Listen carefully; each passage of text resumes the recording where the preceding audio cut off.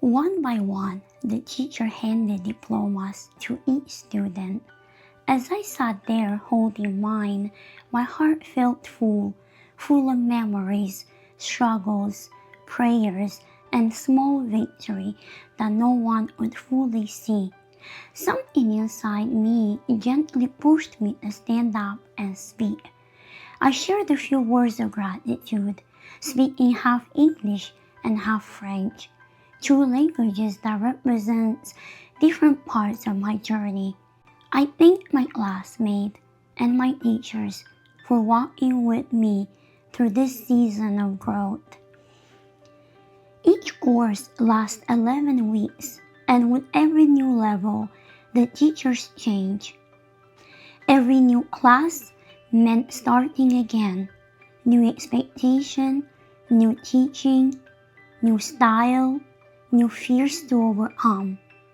For me, learning French was never just about vocabulary or grammar. It was about rebuilding confidence that fear wants to try to steal from me. Some students were incredibly kind. Their smile, encouragement, and patience became quite anchor during moments when I felt unsure of myself. Others were curious, sometimes focusing on my mouth and my face, asking questions that touched very personal parts of my story. Those moments were not always easy. They shaped something beautifully in my resilience, compassion, in a deeper understanding of how powerful kindness can truly be. When I spoke to the class, I told them, no matter where you will be in life or where God will place each one of you, remember, we all carry a gift, a free gift from God, the gift to be kind and to make a difference in someone's day or even in someone's life. You never truly know how deeply your kindness can impact another person.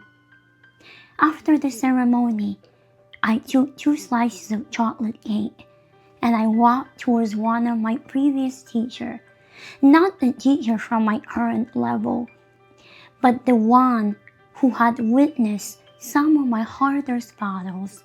I spoke to him in French and I told him that I passed the exam.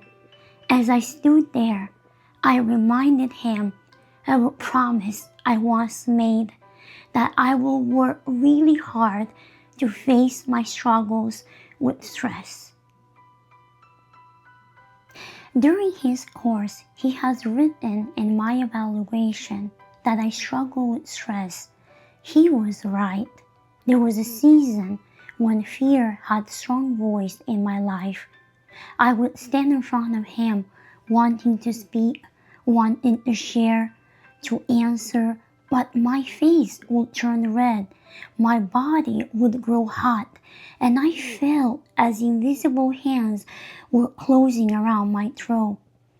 Words that lived clearly in my mind refused to come out of my mouth. For more than a month, I fought silent battles with anxiety and self-doubt. He gently suggested that I move to part-time classes, thinking it might make the journey easier. But deep inside, my heart felt something stronger than fear. I felt faith, and I told him, no, I can do this. I have God, and with Him, I can overcome.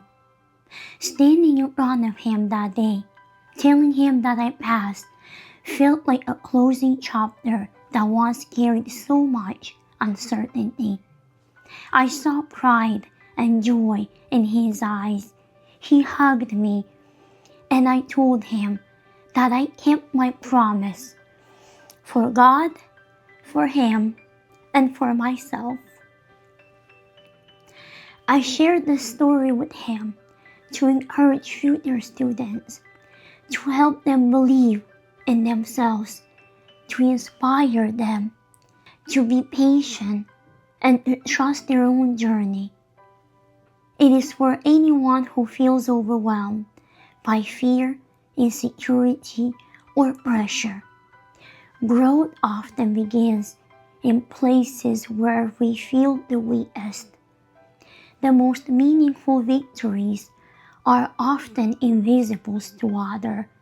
They happen inside the heart long before they appear on paper.